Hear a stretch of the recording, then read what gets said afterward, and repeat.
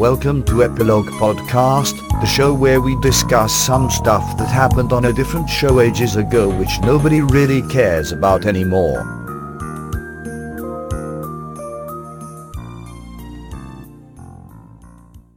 Hello, I'm Portponky. And I'm LeBloc. Today, we're discussing Farscape, Season 3, Episode 4, Self-Inflicted Wounds, Part 2, Wait for the Wheel. Moya separates from the Pathfinder ship, but both crews pay the price. So, more death. Yes, Season of Death continues. this time with less near-death.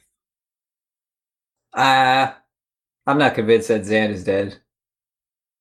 Or whatever happened, maybe that is dead, but then I can see her coming back. It was just like when Stark was particleized or whatever the hell they Dispersed. called it. There we go.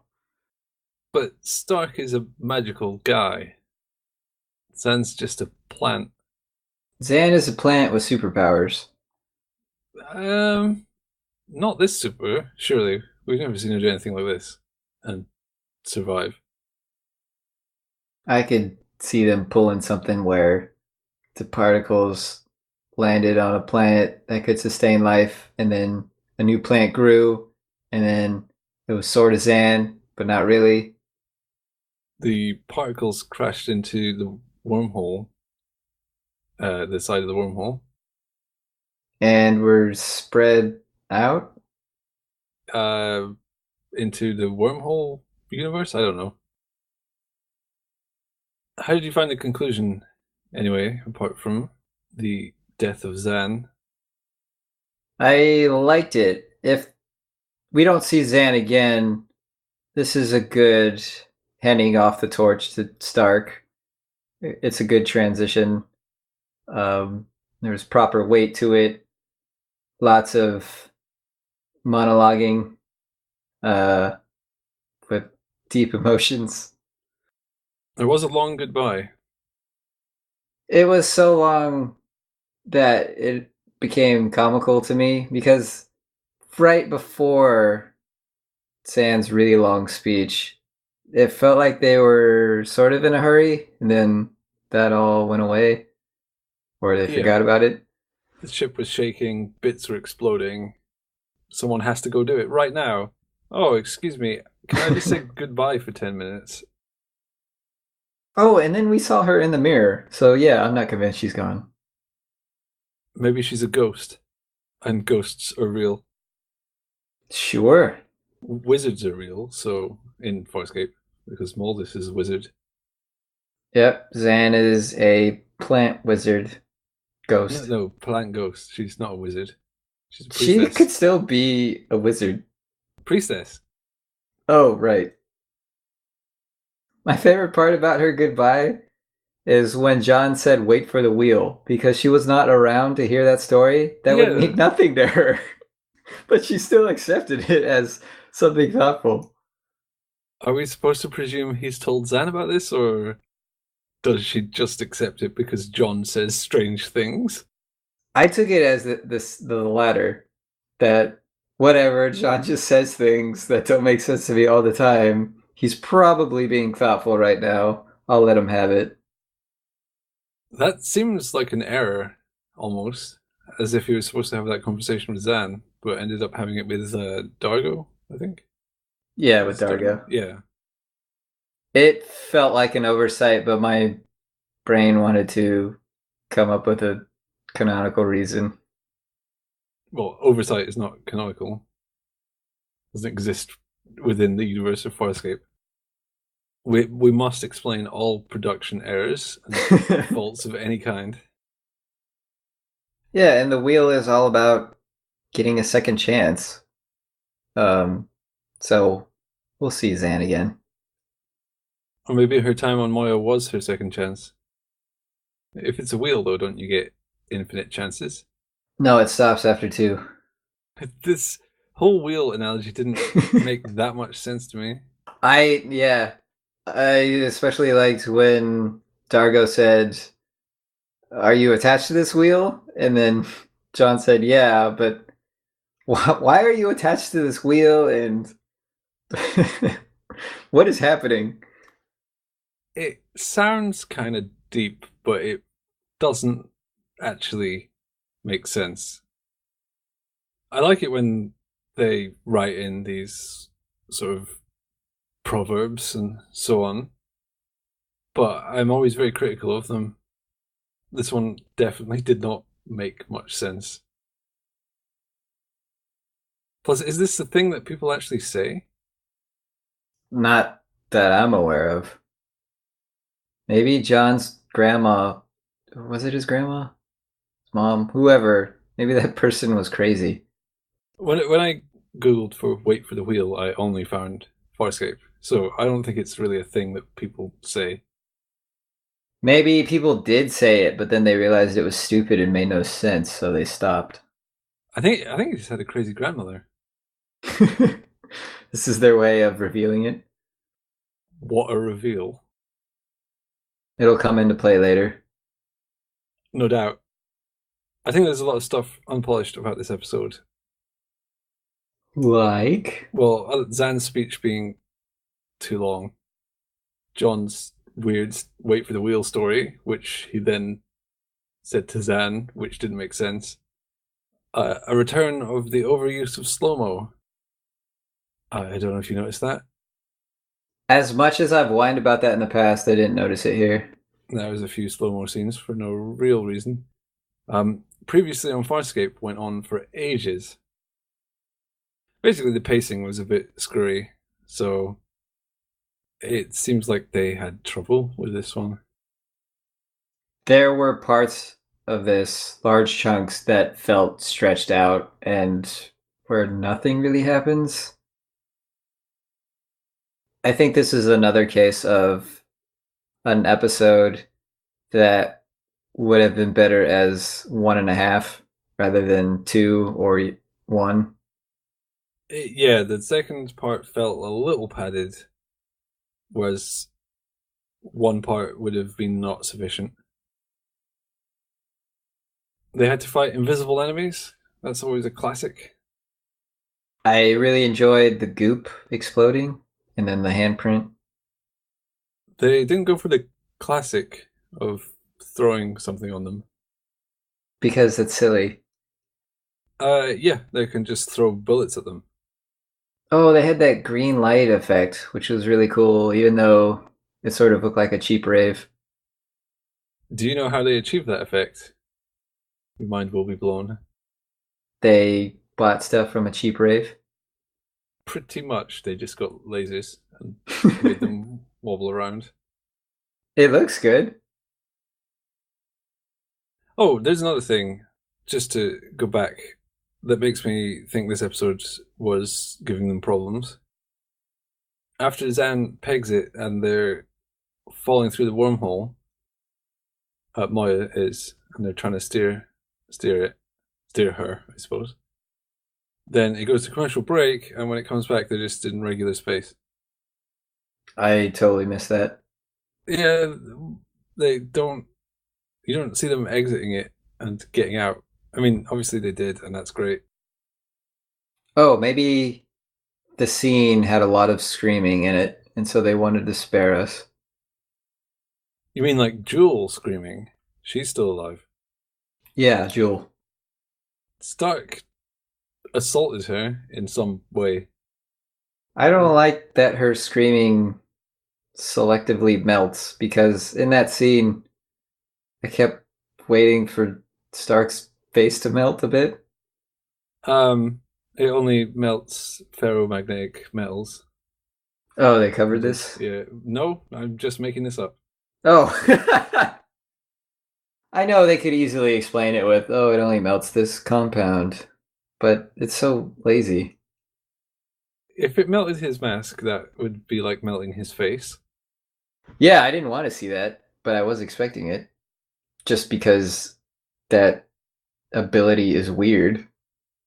It is a bit weird and kind of annoying.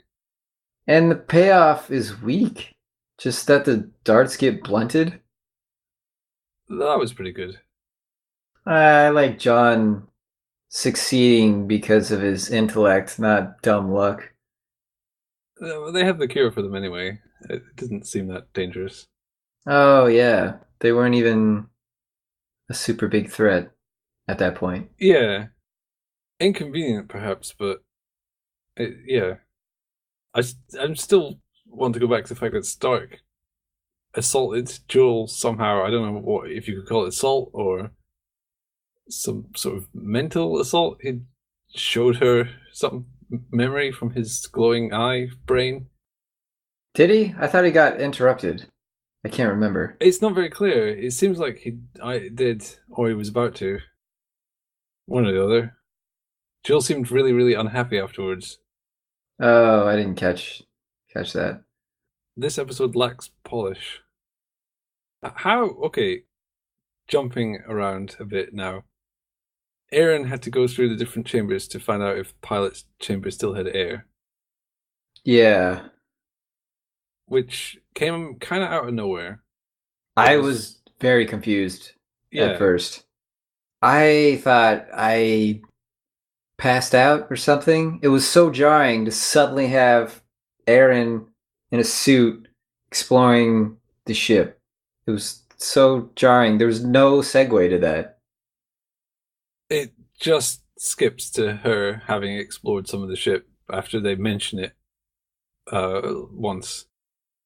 And then that by itself is, yeah, that's not great. The idea of her going through the hatches to try and see where the vacuum is and where the air is quite exciting. That's a little The Thing style Russian roulette sort of thing. I did like that the ship was compromised and parts are exposed to space. And it's cool to see Aaron in a spacesuit. We don't see it that often. So she gets to pilot's chamber and the air is there. Hooray. But how did she get in there without depressurizing it? Very There's carefully. no airlock on the door. It's Aaron's secret. That's your last day of training as I forgot what she's called or was called. Peacekeeper. Yeah, that's your last day of training as a peacekeeper. Dargo's ship has lasers. Anti-serpent force field. Oh, that was pretty cool. I liked it. What I like more is that he was being criticized up until the moment it worked. His plans don't work. Do they work? I mean, statistically, they probably do work pretty well. Out of what we see, they have adventures that we don't see. Maybe those are all the failed ones. Yeah, when you factor in all the adventures we don't know about, yeah, sure, his plans are terrible. When they don't work, 100% failure. I'm sorry. Harvey made an appearance, actually 2 appearances. He was in a tux. Yes, for the first time since he wore that Hawaiian shirt a while back. So he's getting better about not being bullied. Getting stronger, maybe? Perhaps stronger, perhaps less antagonistic. Oh, yeah, he helped him. He helped John. Yeah, he said go get Niala. She's going to be doing something whack. I guess they're setting up Harvey to be an ally for John. I don't know. We'll have to see more, but that was interesting. And I was confused that he helped him. Why bother? Well, I guess he's trapped in there and he can't be retrieved. So why not try to preserve the vessel you're in? John's body is Harvey's body, so yeah, it makes sense. Although, I don't know if Harvey's really that big on survival. Being alive is more fun because then you get to wear tuxes and Hawaiian shirts. He seems to have some element of control because John was annoyed at him for controlling his brain. He's an invader. The unsolicited person in his brain. Yes, he's a space invader. He invaded John's space. In space. Erin was interacting with Pilot. I know we talked about the Pilot stuff earlier, but she was kicking him, opening his eyeballs. Well, his eyelids. She kicked the crap out of him. Yeah, that was not just a little tap. It reminds me of how in a lot of TV shows CPR looks really bad and fake because you can't give CPR without really damaging them. They're so gentle in TV. Yeah. But here, she was just going hell to leather on him.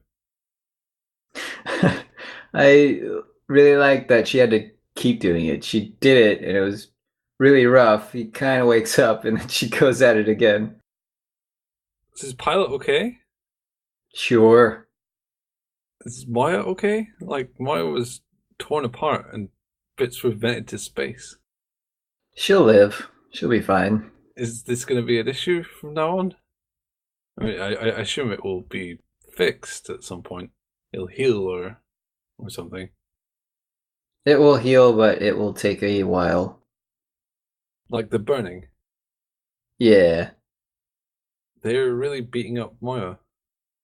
She's a tough broad. Whoa. Can't just describe a giant sentient spaceship as a broad. It's a bit old-fashioned, isn't it? Well, the show is 20 years old. I thought it was period appropriate. Is that how people talked 20 years ago? Yeah. Everyone was just throwing the word broad around willy-nilly. 20 years ago, during the Prohibition. The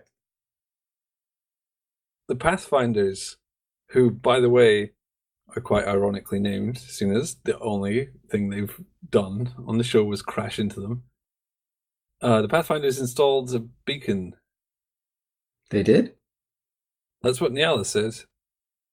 Oh, is this when she's facing off with John and he's excited that he has a new enemy that will be chasing him? Yes. Could have been a bluff. Could have been just something they will forget about because this episode was a bit rough around the edges. Or maybe the Pathfinders will be after them every week. I mean, I wouldn't be jazzed about the latter. I like their makeup, but I'm fine if this is the last we see of the Pathfinders. The problem is they're kind of rubbish, and they only did well because they had the element of surprise. If they met them again, they just wouldn't let them on Moya. Yeah. Or they'd just chuck them in jail or shoot them, surely. They're enemies. I don't like their serpent thing. We saw too much of it. That wasn't theirs, that was just a wormhole creature. Oh, okay. Did they ever manage to shoot it? I don't think they did. No, they always missed. Yeah. Which I found a little bit unsatisfying. It shows up so many times, and they shoot so much at it, and none of the bullets land. Which makes it seem like it's incorporeal. I thought that's where they were going with it, because I thought, okay, they aren't that bad at shooting. I've seen them shoot stuff, and they get a lot of chances here. So this must be leading to a thing where it's not physical. A Doggo shot an invisible guy. Third time. With Gianna on his back, so he was compromised. Yeah, they are okay at shooting stuff. It just made the serpent feel completely incorporeal the whole time, which made it seem like it maybe wasn't a threat. That's what I took away from it. It's not physical, so I don't care, and I hate that it keeps coming up. Because nothing would really happen. It would disrupt what they were doing, and they would freak out and shoot, but then that's it. Yeah, it would run away when it got shot at. I have a fact from the fact file from the wiki. The goop blood tasted good, too? They didn't say whether the blood taste is good or bad. That's a shame. The Three Stooges film that they watch at the end, Oh, yeah. John and Harvey. The reason it's the Three Stooges is because there is some of the short films of Three Stooges stuff from the 1930s that were in the public domain. Ah, smart. So it's iconic and free to use. I didn't consider that. When we first see the Three Stooges, I thought, oh, that's an interesting choice. It's probably not what I would come up with to represent Earth, but then now that you say that, oh, okay. It's probably the best thing you could pick out of what's free. It is quite, as I said, iconic. I wonder how true that will be going forwards. I don't know if the Three Stooges are as popular now as they were even 20 years ago. No, they don't have the same cachet they did. The point of reference for pop culture obviously shifts all the time, and the number of people alive that even care about Three Stooges now is, or even aware of them, significantly less. There's not constant renewal of Three Stooges right now. It's dated. There is stuff from back then that will probably remain classic, but I don't know if Three Stooges qualifies. No, but that's okay. It's fine. It feels like a great choice for the era. Yeah, for a 90s astronaut. Do you have a quote from this episode which you would like to share? Goodbye, you big, beautiful blue bitch. Goodbye, Zan. Goodbye, Zan. You'll be missed, sort of. Okay, so there is a reason why Virginia Hay hasn't been doing as much in season 2. Which is that the blue makeup was causing her kidney damage. Oh my gosh. Now I feel horrible. Yeah, I just thought that might be a good time to randomly bring that up. I thought you didn't like quotes that were sort of linguistic jokes in English, so this one is an alliteration. That could happen by accident. Not likely, but I wanted a quote to send off Zan. Yeah, that makes sense. I liked Harvey's line at the end about why the humble, gentle ones. I can't remember what he says. They always pay for everyone else's ambition. I didn't want to choose John's grandmother's wheel thing because I think it's silly. They all think John makes no sense, and I get the feeling we think that too in this instance. Yeah. Maybe this is so we can experience what the rest of the crew of Maya experiences. Why are you saying that, John? That doesn't make sense right now. Yeah. And then you move past it and continue on. Yeah. I considered Stark's breakdown, but it's easier just to say, hey, Stark freaked out again, and it was entertaining. But then it led to a weird thing where I didn't know what was happening, which we covered earlier. Yeah. Poor Stark. He seemed quite chilled. I'm sure he'll be fine. This definitely won't negatively affect him in any way. No, he's already so far gone that another drop in the bucket doesn't make a difference. Sure. He's just very hard to predict. He's a loose wheel. That we have to wait for it to turn around, but then it might fall off the axle. Yeah, my grandmother told me that. Yeah, yep. Yours too? Yeah, snap. Should we go on to the next episode? Yes. Yes. Were you commanding me to say yes, or were you coaching me? What was happening there? Yes, I've influenced you to say yes. Do you understand? Yes. Excellent. Let's go. Going.